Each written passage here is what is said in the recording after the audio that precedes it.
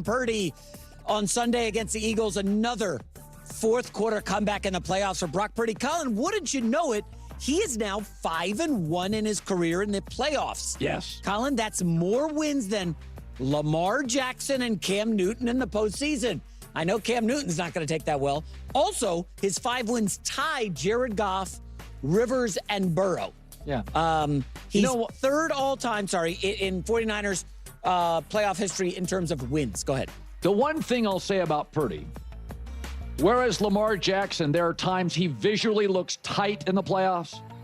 I feel like Brock Purdy week 2, Brock Purdy week 11, Brock Purdy playoffs, I get the same guy. He's not affected by the scenario. Like I always feel with Brock Purdy, he's always been a guy that's going to let it rip. He's going to have some ugly picks. They all stick to Darnold. They don't stick to Purdy because Purdy's had more playoff success. But Brock will let it rip. He's not a guy. One of my favorite qualities, in fact, my favorite quality, I've told this story about Andrew Luck when he was at Stanford. I went to the Coliseum. I'm sitting there, pretty good seats. USC's in a shootout with Andrew Luck and Stanford. And Luck is unbelievable. And then he throws a pick six. It is an awful pick six to get the Trojans back into it. I remember that. Yeah. And he smiles. He puts his hand on his helmet. He's like, oh, stupid. Goes out. He's slinging the ball down the field. A huge part of Brock Purdy's success is he's not affected. I never watch Purdy and think, oh, he's tight.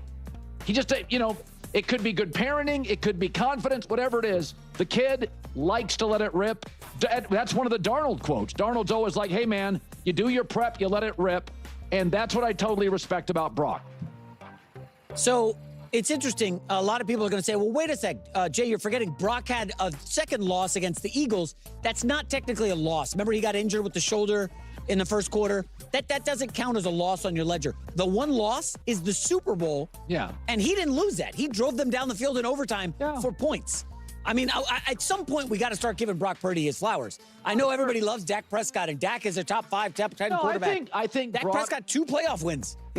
No one is making that argument in favor of Dak Prescott.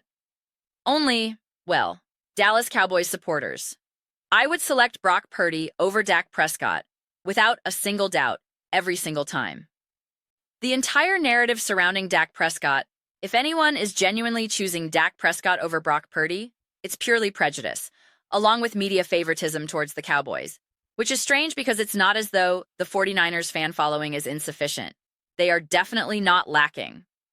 Listen, this matchup has the capacity to write an enormous, monumental, colossal story for Brock Purdy, for the 49ers organization, collectively, but for Brock Purdy in particular. What is so intriguing is the possibility that Sam Darnold could leave that opportunity ajar for him. I am not forecasting it.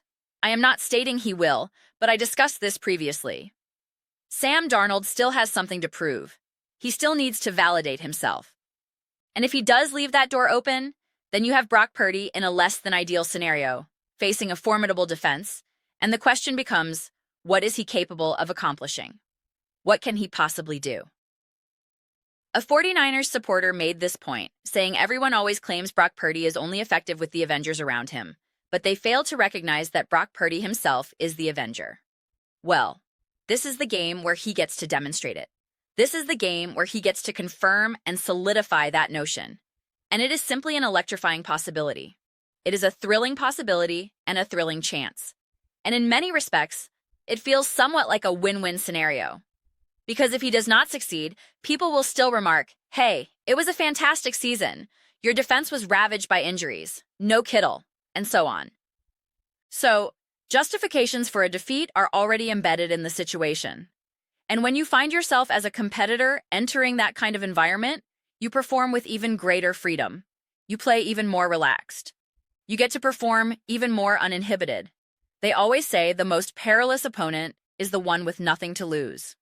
In many ways, that is precisely what this is. And that is how Brock Purdy can approach this game. This team is convinced they can win. This is not a squad that thinks, we stand no chance. This team genuinely believes. So, they are not even operating from a position of uncertainty. Often, there are teams that enter a contest with nothing to lose, but their attitude is, we probably aren't going to win this one, but whatever. Let's just go for it. Let's see what occurs. You never know. Every athlete has been part of a team or a game where they felt, oh, we have no shot, and then, all right, we're hanging in there. Let's go. Let's give it our all. This team, therefore, embodies a bit of both mindsets, but it is also constructed upon a bedrock of genuine confidence. Conversely, the Seattle Seahawks are now emerging from a zone of uncertainty. This coaching staff, this group of players, they lack prior shared postseason experience. The most crucial individuals for the 49ers, Shanahan, Brock Purdy, Christian McCaffrey, have that experience. Boom. Right there. They have been through it. They have literally reached the Super Bowl together. That carries immense weight in games of this magnitude. They know precisely how to prepare. The Seahawks do not, coming off a first-round playoff bye, they do not know how. They have never done it before. They have never participated in that specific experience. So, they are essentially in the process of figuring it out. Mike Macdonald undoubtedly had to deeply contemplate, how exactly do I want to prepare? How exactly do I want to conduct practices during this bye week? What is the optimal approach here? Consider it. What do I need to do? Sam Darnold is pondering, what do I need to do here? What is crucial here? The entire defensive unit is thinking, what is required of us here? These are elements they must resolve. The 49ers are the superior team, and I believe the overwhelming majority of their fans would acknowledge that fact, which is precisely why a victory in this contest would be absolutely monumental. If you win here, now you have advanced to the NFC Championship game, and you have just defeated the top-ranked team in the NFL. The logic follows. Why then would you be incapable of defeating the Bears or the Rams? And if you overcome the Bears and the Rams, why could you not conquer any of the remaining 4 teams on the other side? Why would we establish a limit at that point? Consequently, the sole manner in which the 49ers receive the minimum credit for a win here is if Sam Darnold completely falters, transforming into a full-blown pumpkin. And I would have to appear and concede I was mistaken about Sam. If he demonstrates visible discomfort in pivotal moments, and the 49ers compel 4 turnovers, a scenario reminiscent of the game against the Rams, where I believe a man was exasperated, thinking, you're holding the ball, you have to release it, what are you doing? And if we are watching this game and exclaiming, what was that interception, Sam? What are you doing right now?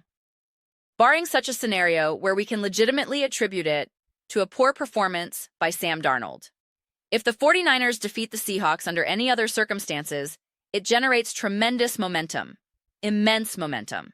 So, Seahawks versus 49ers. I mean, observe the line. They are favored by 7 points.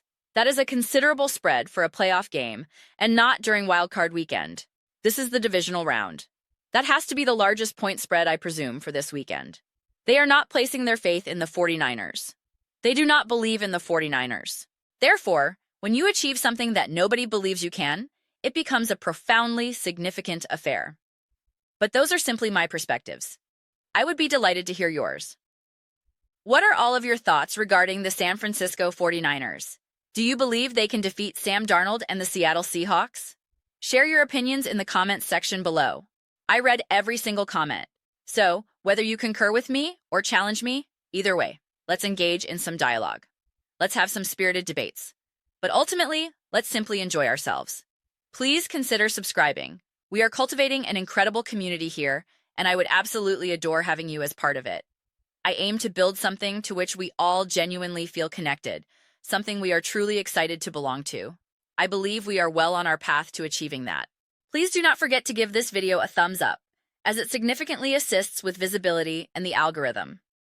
Thank you very much. I will see you next time.